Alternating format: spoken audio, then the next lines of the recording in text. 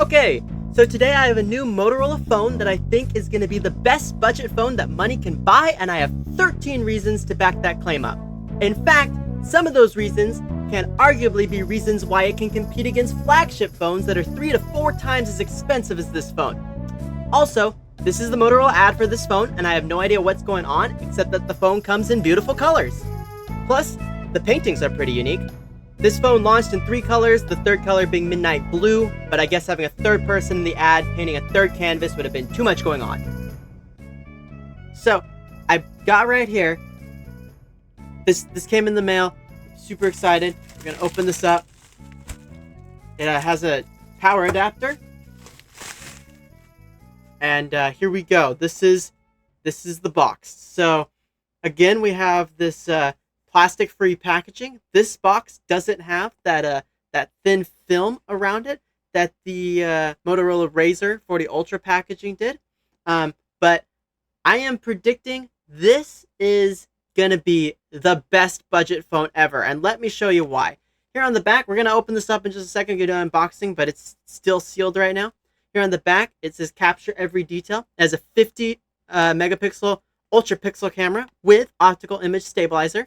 It has a 120 hertz ultra vivid OLED display.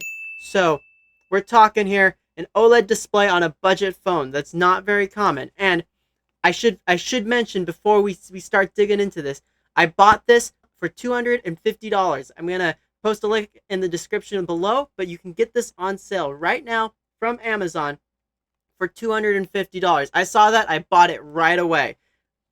It also has Dolby Atmos high-res audio stereo speakers, another thing that is uncommon for budget phones. Most only have one loudspeaker, usually at the bottom. And then one thing I just found neat about the box is the fine print here. It goes around the sticker, so like if you were to peel the sticker away, which you can't because it's perforated, but if you were to peel it away, this part would just be blank, so the box was made to have the seal. I just thought that was neat. Down here at the bottom, we could see it shows that it has Dolby Atmos, Qualcomm Snapdragon, high-res audio, and the box is printed with soy ink, which is a good use of soy. It is the Pantone Viva Magenta color. If you haven't figured anything out about me, I might like the reddish pinks quite a bit, as demonstrated by my Razr and my other Razr and my other Razr. Alright, so let's get this thing open.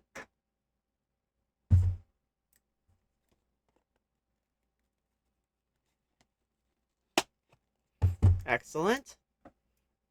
Alright, opening this thing up now.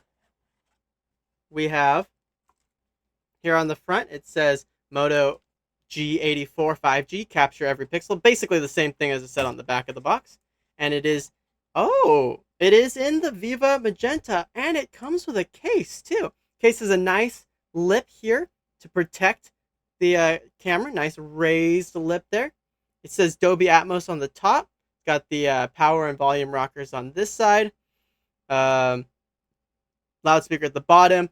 3.5mm headphone jack on this. Now, something else unique about me besides liking these fantastic Motorola colors, or fantastic Pantone colors, is I am a ride or die wired headphones guy.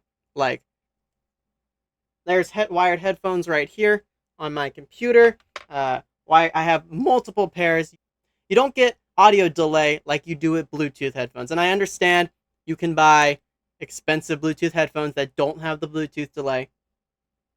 But like, these were $3, and I've had them for like 5 years, and they're just Philips headphones, and there's no Bluetooth delay. So I love wired headphones. So this phone has the Moto G84 has a headphone jack.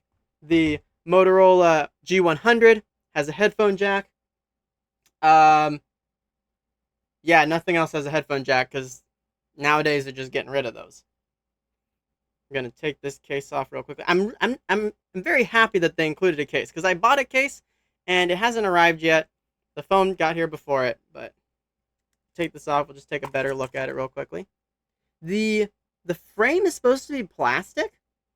That's what the description, the spec said, but feels like metal, which is nice. It has a premium feel to it. It kind of looks like metal too, because it sort of sparkles in the light. It doesn't have that like that plastic chrome glossy look. It kind of has like little flakes of star dust or whatever it is that like metal has. I don't know what I'm talking about, but it kind of looks like metal. The phone is incredibly light, very very light. I am shocked at how light this is. We have the vegan leather, the fake leather back, or faux leather, or whatever you want to call it. This beautiful like shimmery Motorola symbol in the middle, the Pantone mark here at the bottom, 2 cameras. Just it feels so premium and light. Like the Samsung Galaxy S20 Ultra is a brick. It weighs so much, and like the case has a metal frame on it too, so it just makes it way more. But it's glass front, glass back. The case is tempered glass front, tempered glass back. The frame of the Ultra is metal. The frame of the case is metal. So the case adds a little bit of weight, but when you got the case, it's not that heavy. And then you put it on, and the phone's already heavy, and then you put it on, and it's just super heavy. But this is incredibly light. And I'll get some, we'll do specs and charts on another video. But this one is like, from what I found, is the lightest compared to all of its competitors. It's quite amazing. While we're here, we're just going to pop out the SIM tray, take a look at that real quickly. Boop, there we go. It has a slot for a SIM card. It has a second slot for a second SIM card. So you can have 2 SIM cards on there. Or if you only want 1 SIM card, if you don't want to do dual SIM standby, you can put a micro SD card on this. Oh, yes. Another reason why I'm thinking we're hitting flagship quality here for budget phone price at $250 is because this thing has 12 gigs of RAM and 256 gigs of storage.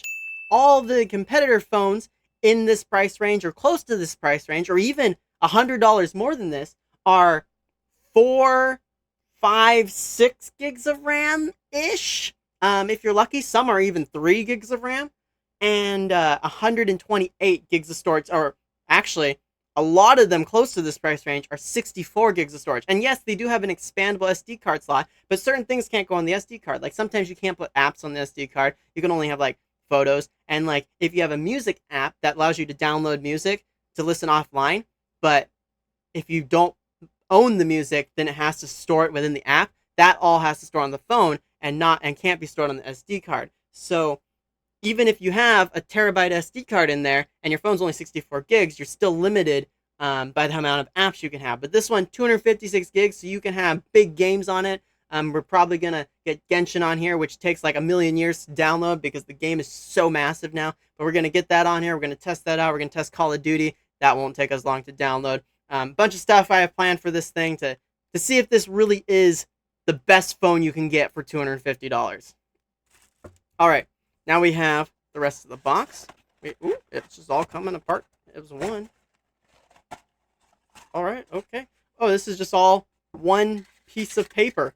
Kind of like it folds to the side. Nice. Look at that. Look at that. Whoop. Parts are running away. We have safety and regulatory sheet. Now, fortunately, though, the safety and regulatory information comes in multiple languages, unlike the Razr Ultra, which is only available outside of the US. And so it only came in Chinese. We have a quick start guide. It says read me in, I'm guessing it says read me in all these languages, and then scan in more languages so that there's probably online manuals in even more languages. So, variety. SIM kit tool, that's falling out. Just a few things on the phone. Oh, yes. It says right here, shows right here, fingerprint sensor. This one has an optical under-display fingerprint sensor. Another thing not super common, found in the $250 price range. There's that. It has USB-C charging cable. And then it has this massive brick, which is why it came with the adapter. So that way you can plug in to your house. Although if you're like me, you already have 10,000 of these supplies. But it comes again in a paper sleeve. Second time I've ever seen this. The first one being with the Motorola. and it's a 33 watts. So this thing has 33 watts of charging. That's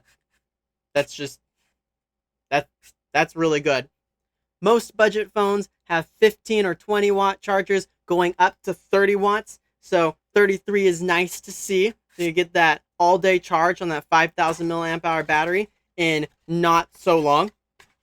I'm gonna turn this into my daily use. But first we have to do the peel away. So I'm gonna put this right next to the microphone.